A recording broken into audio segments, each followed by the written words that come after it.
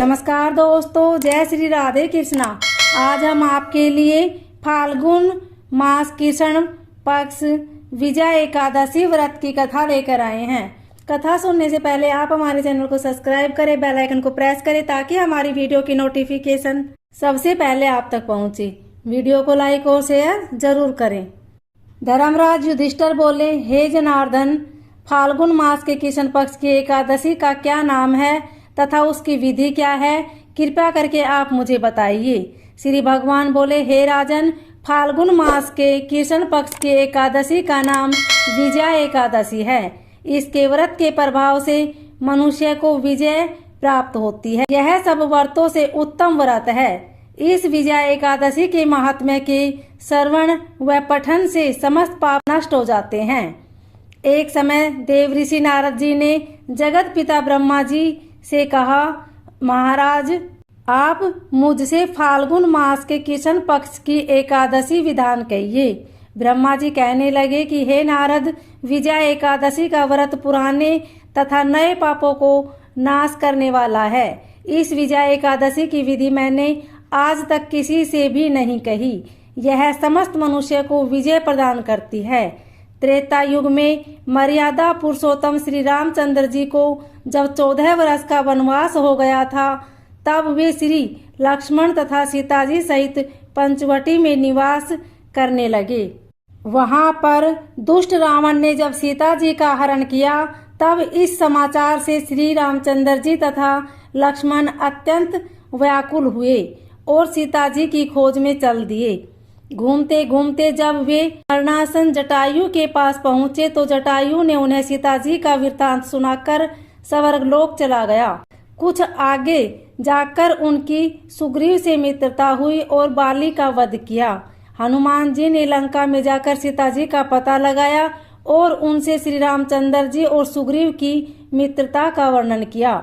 वहां से लौटकर हनुमान जी ने भगवान राम के पास आकर सब समाचार कहे। श्री रामचंद्र जी ने वानर सेना सहित सुग्रीव की संपत्ति से लंका को प्रस्थान किया। जब श्री रामचंद्र जी समुद्र के किनारे पहुंचे, तब उन्होंने मगरमच्छ आदि से युक्त उस अगाध समुद्र को देखकर लक्ष्मण जी से कहा कि इस समुद्र को हम किस प्रकार पार करेंगे। श्री लक्ष्मण ने कहा, हे पुराण पुरुषोत्तम, आप आदि पुरुष हैं, सब कुछ जानते हैं। यहाँ से आधा योजन दूर पर कुमारी द्वीप में वक्दालभ्य नाम के मुनि रहते हैं। उन्होंने अनेक ब्रह्मा देखे हैं। आप उनके पास जाकर इसका उपाय पूछिए। लक्ष्मण जी के इस प्रकार के वचन सुनकर श्री रामचंद्र जी वक्दालभ्य ऋषि के पास गए और उनको प्रणाम करके बैठ गए। मुनि ने भी उनको मनुष्य रूप धारण किए हुए पुराण पुरुषोत्तम समझकर उनसे पूछा कि हे राम, आपका आना कैसे हुआ। रामचंद्र जी कहने लगे कि हे ऋषि, मैं अपनी सेना सहित यहाँ आया हूँ और राक्षसों को जीतने के लिए लंका जा रहा हूँ। आप कृपा करके समुद्र पार करने का कोई उपाय बताइए। मैं इसी कारण आपके पास आया हूँ। वक्दालभ्य ऋषि बोले कि हे राम, फाल्गुन मास के कृष्ण पक्ष की एकादशी का उत्तम व्रत करने से निश्चय ही आपकी विजय होगी। साथ ही आप समुद्र भी अवश्य पार कर लेंगे। इस व्रत की विधि यह है कि दशमी के दिन स्वर्ण, चांदी, तांबा या मिट्टी का एक घड़ा बनाएं। उस घड़े को जल से भरकर तथा 5 पल्लव रख वेदिका पर स्थापित करें। उस घड़े के नीचे सतनजा और ऊपर जौ रखे। उस पर श्री नारायण भगवान की स्वर्ण की मूर्ति स्थापित करें। एकादशी के दिन स्नान आदि से निर्वित होकर धूप, दीप, नैवेद्य, नारियल आदि से भगवान की पूजा करें।